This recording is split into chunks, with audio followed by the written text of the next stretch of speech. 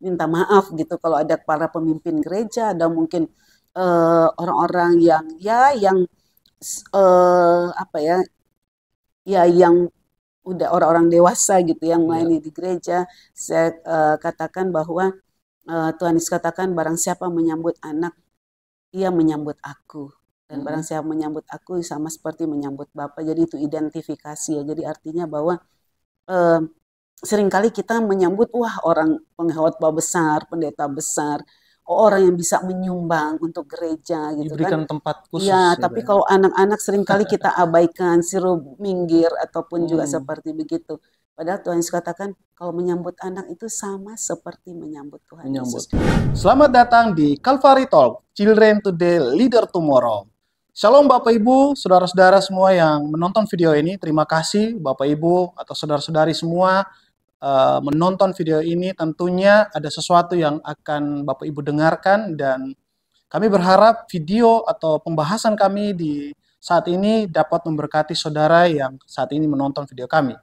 Tapi sebelum Bapak Ibu menonton semua video ini, bagi Bapak Ibu, saudara-saudari yang belum subscribe, kami memberikan kesempatan untuk di-subscribe sekarang juga, karena subscribe itu gratis dan tidak dipungut biaya. Tentunya dengan subscribe, Bapak Ibu bisa memberkati banyak orang yang ada di luar sana. Jangan lupa di-like, di-komen, dan di-share, supaya semakin banyak anak-anak Tuhan yang diberkati dalam obrolan kami di podcast ini. Dan Bapak Ibu, sebelum kita lanjut, kita lihat yang satu ini.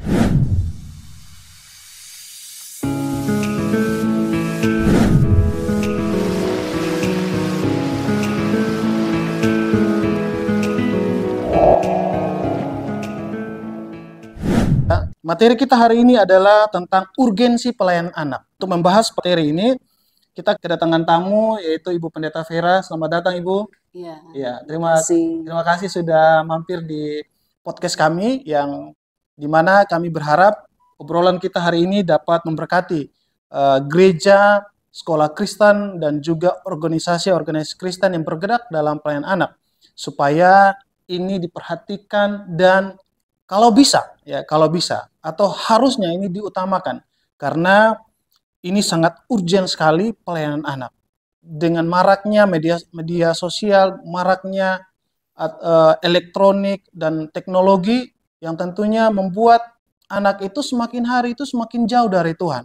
Karena itu kami anggap ini sangat urgent dibicarakan, ini sangat urgent diperhatikan dan dilakukan oleh gereja, sekolah, dan lembaga-lembaga Kristen lainnya. Karena itu, untuk membahas ini secara luas, kami akan berbicara dengan Ibu Vera. Ibu Vera akan menjelaskan banyak hal nanti, tapi sebelum itu, Ibu Vera akan perkenalkan diri dulu, karena ada pepatah yang mengatakan, tak kenal maka tak sayang. Silakan Ibu. Ya, baik, Shalom. Terima kasih untuk kesempatan yang diberikan bagi saya. Saya biasa dipanggil Ibu Vera.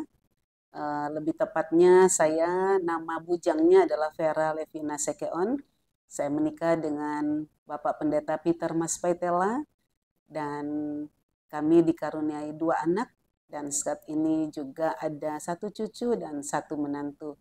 Dan puji Tuhan, Tuhan mempercayakan saya untuk boleh menangani Yayasan Pelayanan Anak Kalvari yang mulanya adalah cabang Bekasi di tahun 2000, tetapi sejak tahun 2022 maka dipercayakan untuk memimpin Yayasan Pelayanan Anak Kalvari yang sifatnya nasional.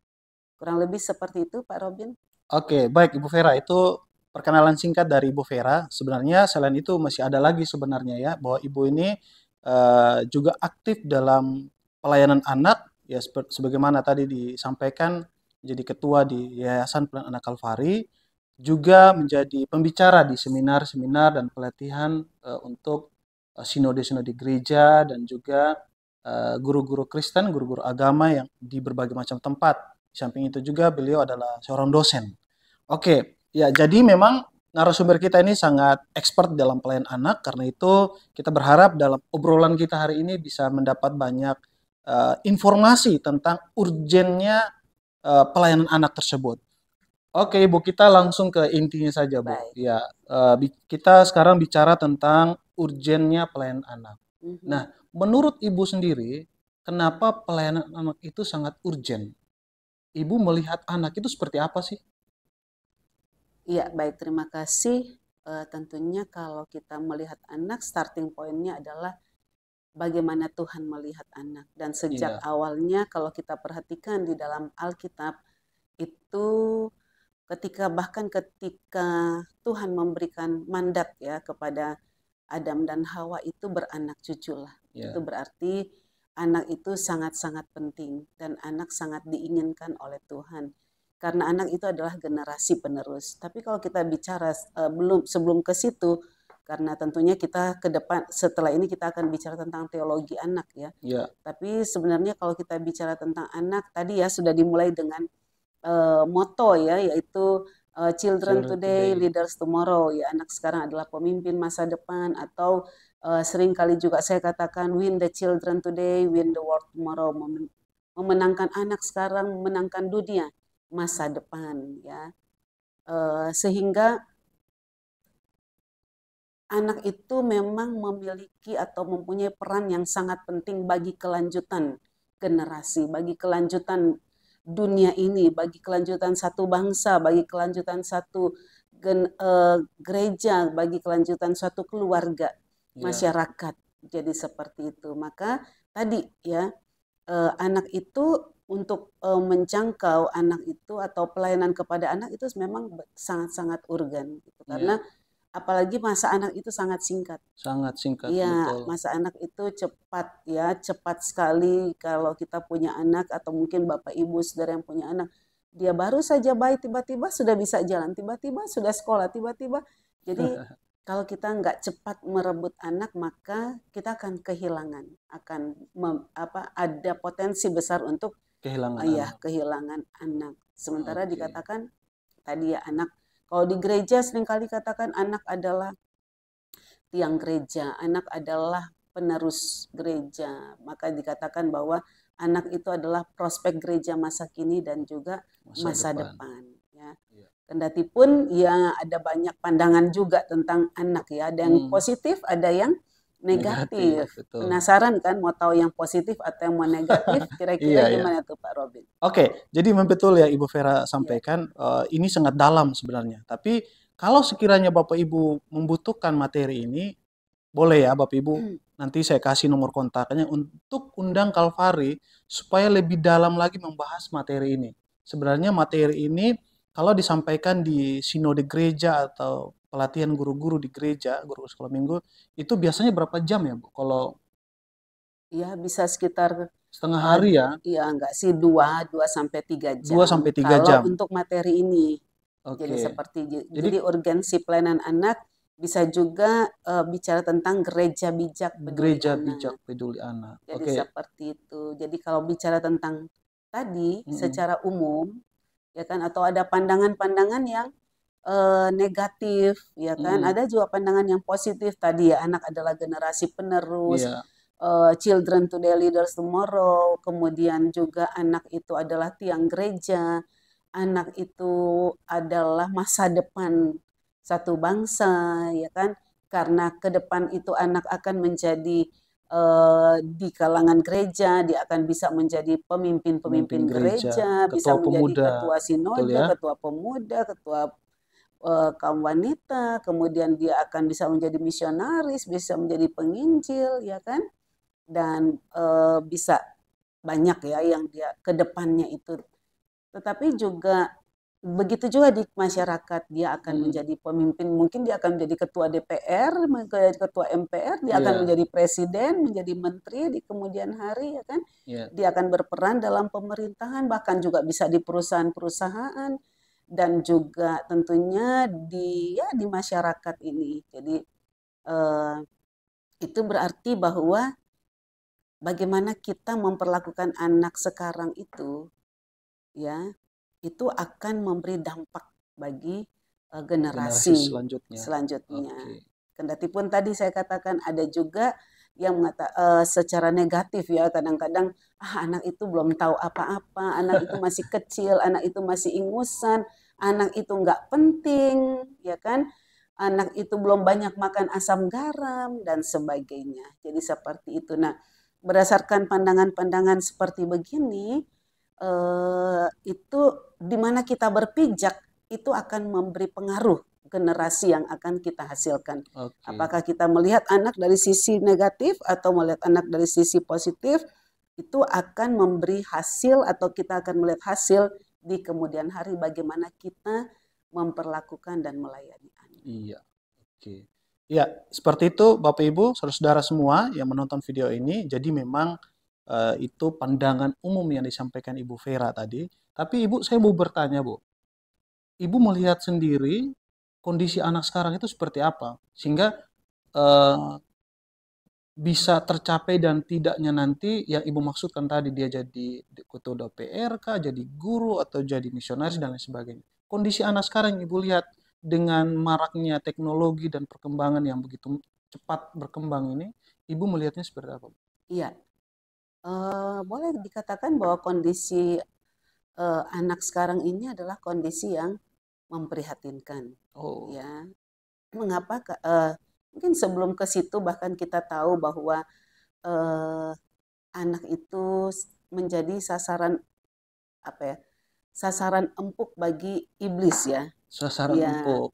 yang kemudian dilakukan dengan berbagai macam cara. Cara. Jadi seperti Oke. itu ya, anak mengalami kondisi anak sekarang banyak yang mengalami kekerasan. Kekerasan itu bukan dilakukan oleh temannya pada waktu tawuran atau oleh orang di luar sana, Betul. tetapi bisa juga malahan orang tuanya sendiri. Dan Orang dari terdekat hasil ya. ya, Orang dari terdekat. hasil penelitian bahwa ternyata yang paling banyak melakukan kekerasan kepada anak itu justru orang tua, Orang gitu tua ya. dari anak Bisa itu ya. melalui pukulan, bisa Iya. melalui Kata-kata. kata-kata, dan kan ada tipe-tipe orang tua ya, Hmm. ada tipe orang tua itu tipe algojo, anak salah Hmm. sedikit pukul, anak salah sedikit tendang, ada Iya. tipe orang tua yang seperti polisi, anak bikin apa sedikit prit, ya, anak belum lagi dengan ambisi-ambisi, obsesi-obsesi orang tua untuk anaknya supaya berprestasi begini dan itu sebenarnya juga ketika anak tidak mendapatkan hak untuk bermain dan dia mengekspresikan dirinya Iya. sebagaimana usianya ya dengan tahapan-tahapan usianya sebenarnya itu juga kekerasan pada anak. Tetapi Pak Robin Hmm. itu banyak hal yang kita bisa gali dan bicarakan di situ ya. Tapi mungkin Kesempatan ya, lain kali ya. Kalau kesempatan lain atau mungkin juga bisa ya iya, kami diundang gitu kan untuk iya, bisa menyampaikan sedalam-dalamnya, seluas-luasnya.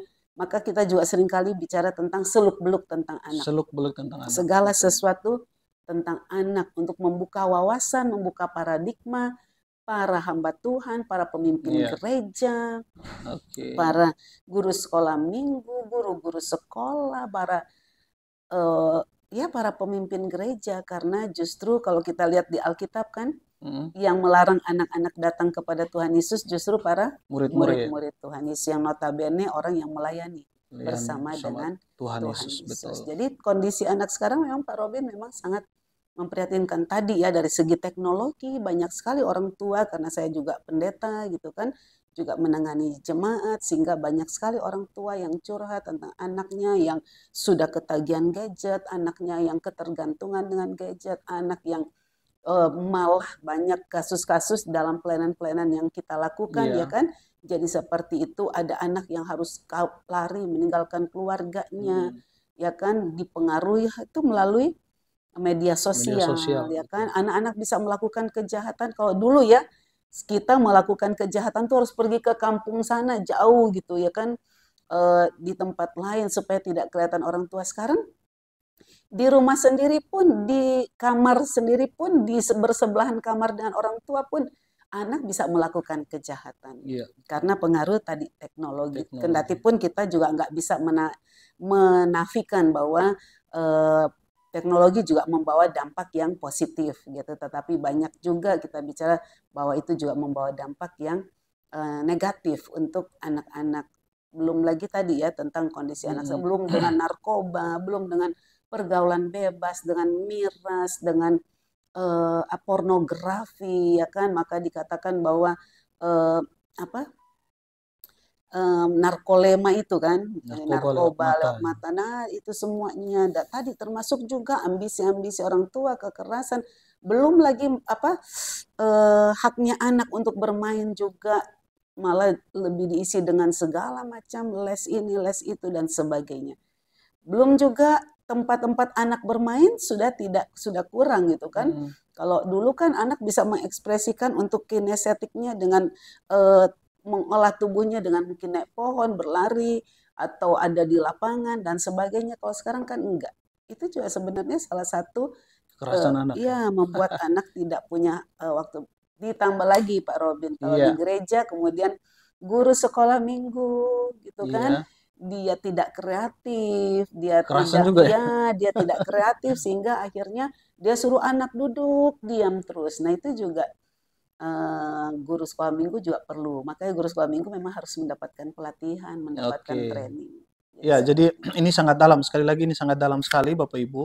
Karena itu dalam podcast ini kita memberikan kesempatan kepada Bapak Ibu untuk bisa menghubungi kami lewat WhatsApp yang ada di bawah ini untuk menghubungi kami agar kami bisa melayani, memberikan materi ini untuk guru-guru sekolah minggu atau sinode ya, Bapak Ibu sekalian. Juga termasuk guru-guru agama ya Bapak Ibu ya. Ya, betul. Guru-guru agama di Iya. sekolah karena mereka juga melayani anak di situ Iya, tentunya. bahkan sebenarnya gitu ya, sebenarnya juga para pemimpin gereja. Pemimpin gereja. Karena kita dulu di sekolah teologi kan sangat kurang ya, boleh dikatakan mungkin bicara tentang anak atau pak anak paling hanya 2 SKS begitu ya. Satu semester. Iya, jadi seperti itu sehingga banyak juga para tamatan-tamatan sekolah teologi dia tidak punya paradigma yang benar tentang pelayanan Pelayanan anak. anak. Bahkan seringkali yang Iya, menghalangi pelayanan anak di gereja-gereja pemimpin justru para gereja. pemimpin gereja. Maka Oh, itulah ini sebabnya Tuhan Yesus marah ketika lebih baik. murid-murid larang, ya kan? Maka ada satu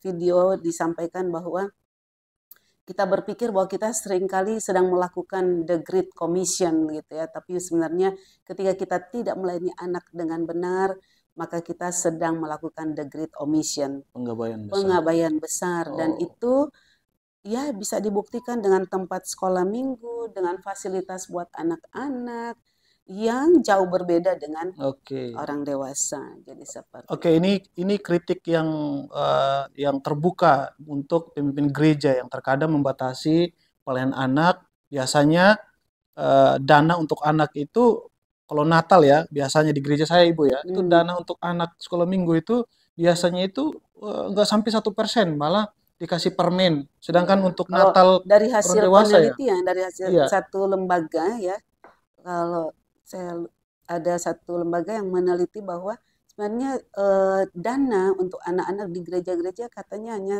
3%. 3%. Oh, sangat sedikit. Lebih Iya. diutamakan yang orang dewasa, potong babi, potong sapi dan lain sebagainya. Oke, ini Itu kalau di kampung ini. iya, kalau di kampung saya kayak gitu. Jadi, tapi ini saya pikir kita tahan dulu Ibu Iya, yang di bagian baik. situ karena kita akan lompat ke Oh pertanyaan gitu. selanjutnya. Tapi Saya pikir suruh tahan dulu karena oh, mau boleh suruh sambil minum, boleh minum, sambil sambil minum minum. ya kan. Ya, jadi sekali lagi Bapak Ibu, ini materi sangat dalam. Silakan hubungi kami sekarang juga di WhatsApp. Kita akan memberikan atau Yayasan Pelayanan Kalvari akan datang memberkati Bapak Ibu melalui materi tentang urgensi pelayanan anak ini. Tadi Ibu jelaskan tentang kondisi anak seperti yang Ibu Secara jelaskan. ini Itulah ya. sebabnya ya kita anggap ini urgent. Dari dasar itu, itulah Ibu Ya, menganggap ini urgent. itu baru salah satu ya, Pak Oke. Robin, salah satu. Jadi itu secara umum ya Mm-mm. tadi ya, kondisi anak sekarang ya kan juga pandangan-pandangan tentang anak tadi baik secara positif, secara negatif. Ya, Lalu kemudian tadi kondisi anak sekarang yang boleh dikatakan sangat memprihatinkan begitu karena dikatakan bahwa siapa yang mendapatkan anak itu akan seperti itulah anak. Itulah sebabnya kalau nah ini juga pengaruh kalau guru sekolah minggu yang mendapatkan anak adalah guru sekolah minggu yang tidak punya pemahaman, yang kurang punya apa skill dan juga dari segi pemahaman teologinya kurang, maka tentunya akan berdampak kepada iya. kualitas juga kerohanian atau keimanan Jadi anak. seorang anak. Makanya saya selalu katakan bahwa guru-guru juga harus diberikan pelatihan-pelatihan, ya Hmm, kan. Kalau perlu guru juga harus belajar teologi-teologi dasar karena anak-anak pun sekarang banyak iya. pertanyaan-pertanyaan. Jadi seperti gitu. Menurut Ibu sendiri, apa yang menjadi masalah utama sampai hal ini terjadi, kondisi anak seperti yang Ibu sampaikan Hmm. itu, kenapa itu terjadi? Oke, kalau bicara masalah utama, tentunya secara teologis masalah utama itu pasti karena dosa ya. Oh, Iya, iya, jadi seperti itu. Maka sebenarnya materi ini juga atau hal ini saya biasanya bicara teologi anak tadi, teologi anak anak. dalam perjanjian lama itu Mhm, bagaimana pandangan Alkitab perjanjian lama, banyak sekali bagian-bagian berbicara tentang anak, pentingnya anak, bagaimana Allah sangat mementingkan anak, bahkan ada kita tahu ya sejak manusia jatuh ke dalam iya, dosa pun gitu ya. Bahkan kemudian juga tentang bagaimana Tuhan memerintahkan Abraham untuk menyunat anaknya. Kemudian kita juga tahu bahwa Musa bahkan hampir dibunuh oleh Tuhan oleh karena dia tidak melayani anaknya yang bernama Gersom. iya, Lalu kemudian terus menerus bahkan di kitab Yunus pasal 4 juga berbicara tentang betapa pentingnya pelayanan kepada anak. mhm, Jadi di mata Allah memang anak-anak sangat sangat sangat penting. penting. Bahkan kalau kita pelajari bahwa tokoh-tokoh Alkitab juga banyak yang dalam usia muda, usia anak-anak itu dipakai oleh Tuhan secara luar biasa. Iya, Salah satu contohnya Raja Yosia ya di usia 8 tahun. 8 Nah, tahun. jadi seperti itu. Artinya kalau bicara mana gitu tadi tiga ini memang kalau bicara anak itu tiga ini memang sangat berperanan. Baik tadi orang tua, Orang tua, kemudian gereja, gereja, iya, dan juga tentunya sekolah. sekolah. Oke. Iya, Tapi dasarnya memang iya. karena dosa tadi itu ya. Iya, jadi Iya, seperti gitu. Jadi, nah yang harus yang berperan penting ini adalah tiga ini. iya, Baik orang tua, kemudian gereja, ya kan, kemudian juga untuk sekolah sebenarnya sekolah di mana dia bersekolah karena di mhm, sekolah kan anak cukup lama ya di situ ya sekitar 8 jam ada yang iya, bahkan sekarang ini ada yang sekolahnya one day gitu kan bisa sampai sore sehari sampai jam full ya. 4 jam 5 berarti ada banyak waktu anak-anak di sekolah ya Iya, di rumah ya sudah pasti gitu ya di mhm, gereja sebenarnya sangat sedikit ya presentase waktunya kalau iya, satu hari Minggu saja, tetapi akan sangat menentukan jikalau itu dikerjakan dengan baik. dikerjakan yang baik. Ya, Ibu, saya tertarik tadi Ibu sempat sampaikan mengenai eh, cerita-cerita di Perjanjian Lama. Nah, menurut Ibu sendiri, eh, anak itu di mata Allah itu seperti apa menurut Ibu? Iya, barang siapa menyesatkan anak itu sama lebih baik batu kilangan diikatkan di leher dan ditenggelamkan ke dalam laut. Waduh, Tapi yang menyesatkan anak itu dia bisa bisa singers, bisa OL, bisa ini, bisa begitu, bisa bisa khotbah dan berkhotbah sebagainya. juga. Tapi